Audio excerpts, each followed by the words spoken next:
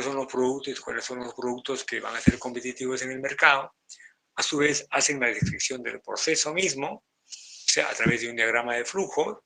Lógicamente, en la primera parte describen cada unidad y en la segunda parte presentan el diagrama. Para presentar el diagrama deben tomar en cuenta las variables de control, así como el diagrama del equipo. Y la parte más compleja de esto es el diagrama de automatización.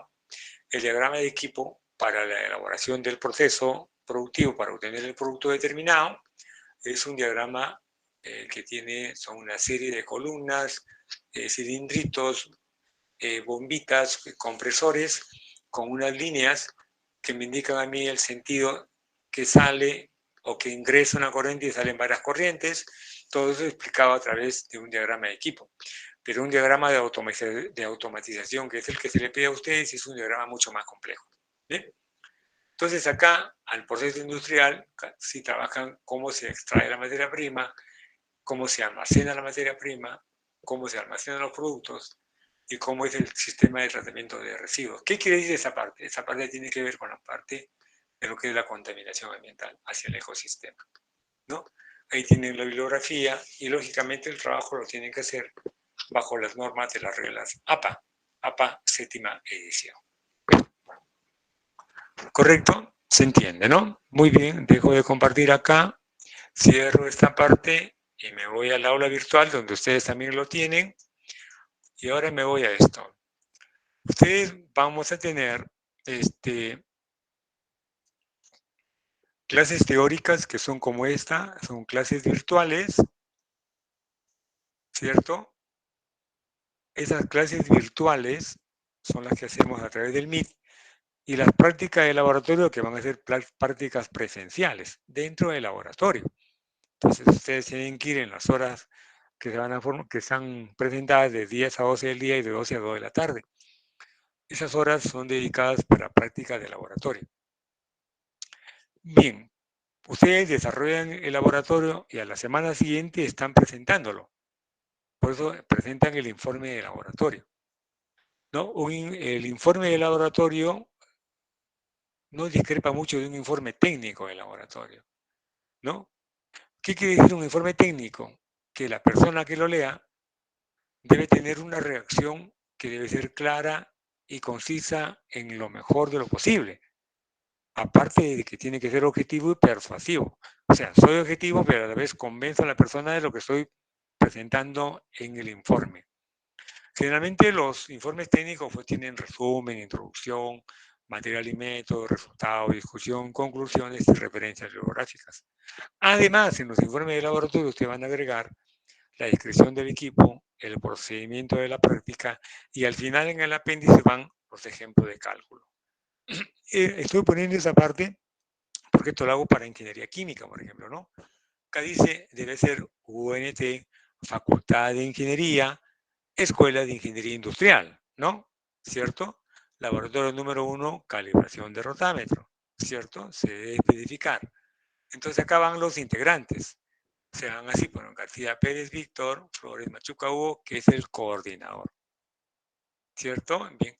Entonces ponen acá la experiencia curricular, operaciones y procesos unitarios, el docente y la fecha. ¿De qué está constituido el informe? Hacen un resumen. El resumen es un párrafo, está constituido por un solo párrafo que se regresa en tiempo pasado, donde debe estar contenido el objetivo principal, qué procedimiento hemos desarrollado, qué resultados y discusiones hemos alcanzado y cuál es la conclusión más importante dentro del trabajo. ¿Bien? En la parte introductoria, que es el punto 1 en Romanos, ustedes van de la parte general hacia lo particular, o sea, van de lo que significa la mecánica de los fluidos en dinámica de fluidos, y dentro de la dinámica de fluidos hablamos de medidores de flujo, por ejemplo, y dentro de los medidores de flujo hablamos de los medidores de flujo de conducto cerrado, y dentro de ellos los medidores de área variable, y ahí entramos. Entonces, toda esa sucesión de subclases que te lleva hacia la parte específica del tema, es lo que tienen que desarrollar en la parte introductoria. Y al final de la introducción, ustedes tienen que presentar el objetivo de la experiencia, el objetivo de la práctica. En material y métodos, ustedes describen el material de estudio. Hay que describir las propiedades del material de estudio. Por ejemplo, ustedes describen agua. Entonces, describe las propiedades del agua. Hubo un grupo de estudiantes que me pusieron hace 5 años más o menos, ¿no? El agua es incolora, inodora e insípida. Esas cualidades o propiedades, ¿qué tendrían que ver, o esas características, qué tendrían que ver con que el agua pueda fluir? Para que el agua se pueda mover, tiene que ver con la viscosidad, tiene que ver con la densidad, tiene que ver con el peso específico. Entonces, así es como se describen las propiedades. En el método son las bases fundamentales que ustedes van a usar a través de las ecuaciones, de los modelos matemáticos, de las leyes que están fundamentando dicho experimento, que esos están bien justificadas, que están bien explicadas o bien fundamentadas en los libros o en las revistas científicas, en los artículos que están publicados, ¿cierto? Donde ustedes van a determinar cuáles son las variables de operación que entran dentro del proceso o de la práctica que están desarrollando. En la descripción del equipo, ustedes describen el equipo con los instrumentos que sean necesarios para poder desarrollar la práctica. El procedimiento experimental es paso por paso cómo es que logras obtener el resultado. Por ejemplo, les digo yo, punto 1, se activa el switcher. Punto 2, se enciende la bomba. Punto 3, se regula la entrada del fluido al rotámetro. Punto 4, se mide el volumen. Punto 5, se cubica. Punto 6, se mide la temperatura. Y punto 7, se obtienen los datos. Ese es un procedimiento experimental. Bien básico, bien fundamentado y bien simple. Una vez que tienen ahí los resultados, acá van a tener la presentación de los mismos a través de tablas que están en forma tabulada o a través de gráficas que son las que describen de la mejor manera el comportamiento de los datos experimentales. No olviden que tiene que incluirse el grado de incertidumbre en el resultado y el porcentaje de desviación con respecto al valor teórico. ¿Cómo se entiende esta parte? Yo lo hago a través de un ejemplo que es prácticamente factible de poder hacer el análisis comparativo. Yo digo, ustedes, por ejemplo, al empezar el curso, teóricamente piensan que van a sacar 18 en el curso. Pero cuando van hacia, ese es el esperado, el dato esperado, el resultado esperado. Pero, ¿qué es lo que obtienes? ¿Cuál es el resultado obtenido? 14. ¿Correcto? A las justas pasaste. Entonces, entre 14, que es el obtenido, y 18, que es el esperado, es lo mismo acá, ¿cierto? Entre el 18, que es el esperado, que es el teórico, y el 14, que es el real, prácticamente, ¿por qué existe esa diferencia? Entonces yo diría, ustedes dirían, ¿por qué sacaste 14 y no 18? Porque no entendí el curso, porque eso te llevó a que tengas un bajo rendimiento. Porque no tuve el tiempo, no, pero el tiempo no tiene nada que ver con esto. Dices tú, porque los modelos matemáticos, cuando hacía la práctica, no se ajustaban a la parte experimental en la que yo entendía el proceso. Ah, está bien. Pero ven la fundamentación que doy yo, igual sería con la práctica. En la práctica, ustedes van a medir viscosidad, pues vas a obtener un dato real y un dato ideal, que es el dato bibliográfico. Y ese es el cuadro comparativo. Bien. Entonces, cuando yo hago eso, estoy haciendo la discusión, estoy buscando cuál es la razón del comportamiento desviado que tienen los resultados, ¿cierto? Que van a implicar una razón de divergencia. Y ahora, la última parte de toda esa discusión de resultado, ustedes van a tener siempre una conclusión. Entonces, ¿cuál es la conclusión? ¿Cuál es la parte más importante? Ah, dices tú, que la clase no estuvo bien desarrollada. ¿Cierto? Esa es una conclusión para ti. Y eso te llevó a un rendimiento bajo. Las recomendaciones son la parte que corresponde a las limitaciones que he tenido en realizar la práctica y qué posibles mejoras tendría que hacer, ¿no? Y acá, yo pongo acá siempre referencias. Yo no pongo bibliografía. La bibliografía es el libro. La referencia bibliográfica es un artículo. Y lo último que puede haber más que un libro es un artículo, ¿cierto? Que hable sobre rotámetros, por ejemplo. Y sacas un párrafo de ese artículo, pero eso tienes que referenciarlo. Si no lo referencias, estás plagiando, te estás copiando, ¿correcto? Entonces hay que referenciarlo. Hay que decir de quién es el autor de ese párrafo, quién es el autor de esa idea. ¿Bien? Y en la parte de los anexos hay que ser bien claros en que cómo va el método de cálculo para obtener el resultado final. Bien, hasta acá. Preguntas. ¿Hay preguntas?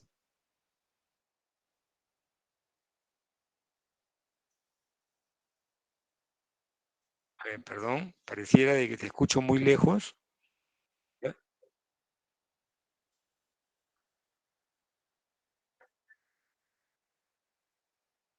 No, es a la semana siguiente, antes de empezar la siguiente práctica.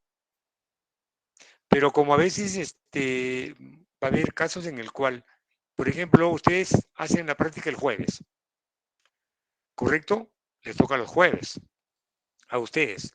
Entonces, el informe de práctica lo van a subir al aula virtual. Y lo suben el día martes. El martes hasta las 7 de la noche. Porque el miércoles hacemos clase, ¿cierto? Así sería. Entonces el informe lo tienen que presentar, tal cual. ¿Sí se entiende, Claudia? Muy bien. ¿Alguna otra pregunta? Hay una parte, permítanme, acá creo no, acá no, acá.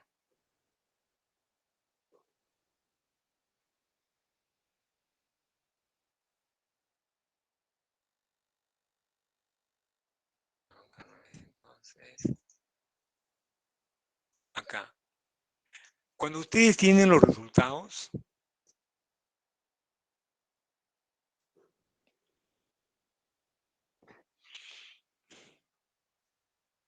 permítame por favor, parece que no responde el PowerPoint. Ya está. Ustedes tienen los resultados, tienen dos formas, les he dicho, de poderlo presentar. A través de una tabla o a través de una gráfica. Vamos a suponer que lo hago a través de una tabla.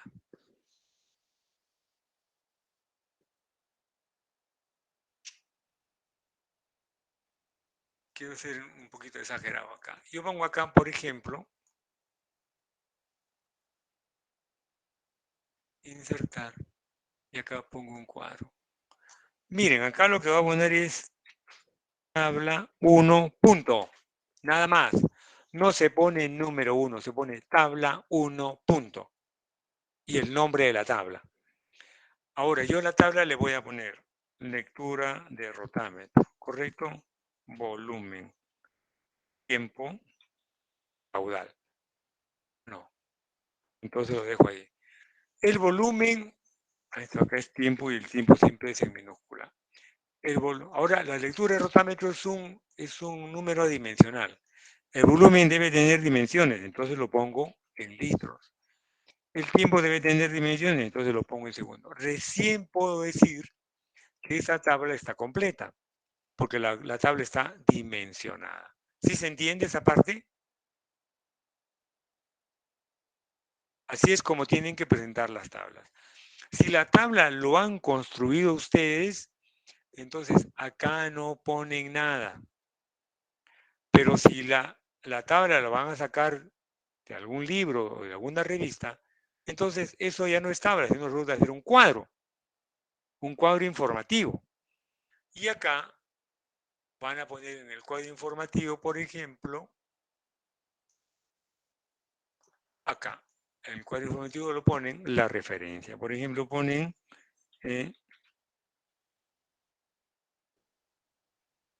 Yancopoulos, ¿no? Cristi habla de propiedades físicas del agua en sistema internacional. Yo lo pongo así, ¿no? Pues yo pongo así, que esa tabla proviene de Jankowski, ¿no? Entonces, eso sería una posibilidad. El otro lado, el otro aspecto es cuando vamos a hacer una gráfica o una figura. Entonces, la figura yo lo pongo así. Nunca me sale bien esas cosas, pero intento hacerlo de la mejor manera. Miren, esa es una gráfica o una figura. Entonces yo lo pongo acá y ahora se pone así. Si ustedes ponen figura 1 para todo, figura 1, figura 2, figura 3. Si gusta, le ponen figura a una figura, o si no, le pueden poner gráfico o a este, por ejemplo, ¿no? Vamos a suponer que ponen el gráfico, dicen ustedes, determinación de datos experimentales, determinación de datos experimentales en módulo de medidor de flujo, ¿cierto? Ya lo tendrían así, y si gustan lo ponen así también, entonces ya.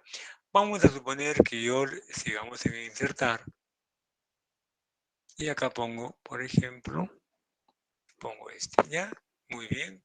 Sigo en lo mismo, pongo por acá otro, ¿correcto? Sigo en lo mismo y pongo por acá otro.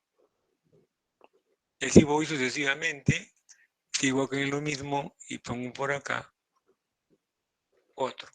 Entonces, teóricamente, si yo quisiera, por ejemplo, lo voy a poner por acá, ¿ya? ¿Correcto?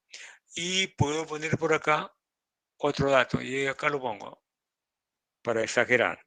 Bien, ¿qué es lo que hace la mayoría? La mayoría hace esto, ¿ve? Insertar, y lo pongo así, y lo ponen así, ¿ve?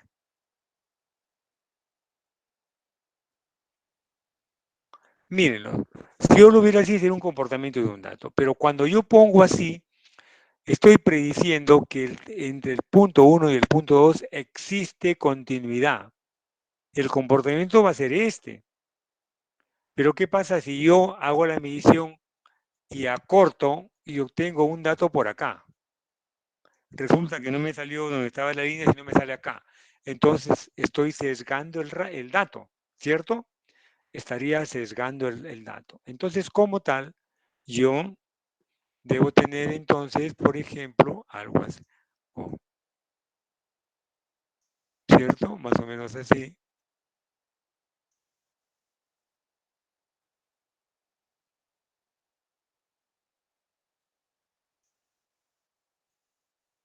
Algo así.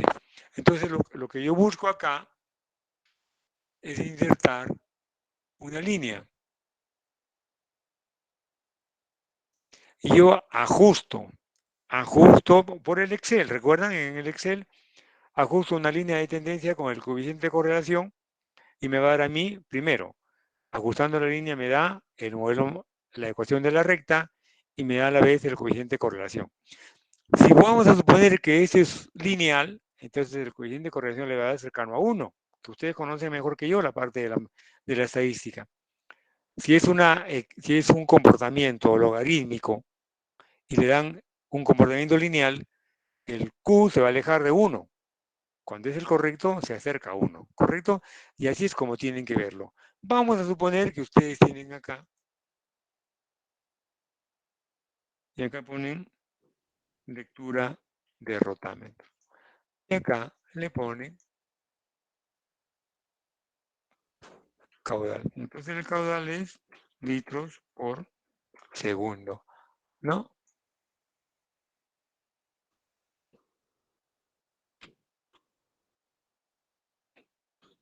Litros por segundo. Miren, incluso hasta en el gráfico tiene que quedar así. Tiene que quedar detallado, tiene que quedar dimensionado. ¿Sí se entiende lo que les quiero decir? Sí, ingeniero. Muy bien. Pareciera que hubiera solamente un solo estudiante teóricamente hablando, porque es el único que responde. No, yo quisiera un diálogo, no quiero un monólogo de eso, ¿no? Hay que tener bastante cuidado con eso. Bien, entonces si hubiera alguna pregunta con respecto a todo lo que hemos dicho en lo que se refiere a socialización del sílabo, alguna duda que tuvieran. Profesor, buenas tardes. Buenas tardes, Moisés, dime. Una consulta. Respecto a los grupos de laboratorio, ¿cómo va a ser? Eso Ya viene que... después, Ah, ya, está bien, profesor. todavía no. Bien, con respecto a lo que acabo yo de exponerles, ¿tienen alguna duda? ¿Cómo vamos a desarrollar el curso? ¿Se entiende cómo vamos a desarrollar, cómo vamos a evaluar? Toda la semana va a haber práctica calificada que lleguen a casa o en una parte de la clase yo hago una práctica calificada donde ustedes tienen que subirla, desarrollando el ejemplo o el problema que se les deje para efecto de ver, corroborar, comprobar, contrastar si están avanzando bien. ¿Sí? ¿Sí me dejo entender? Sí, Sí, profesor. profesor. Bien, ¿alguna pregunta hasta acá?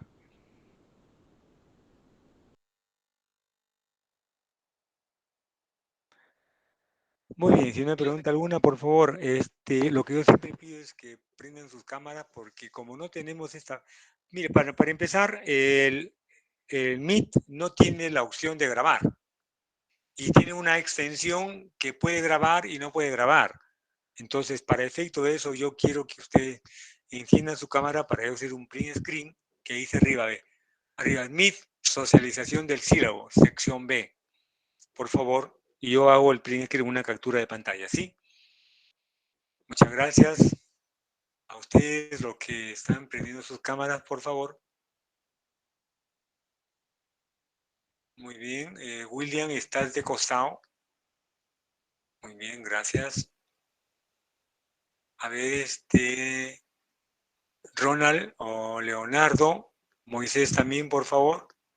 Claudia, William. A William no lo veo. Ah, muy bien. Entonces, permítame en este momento.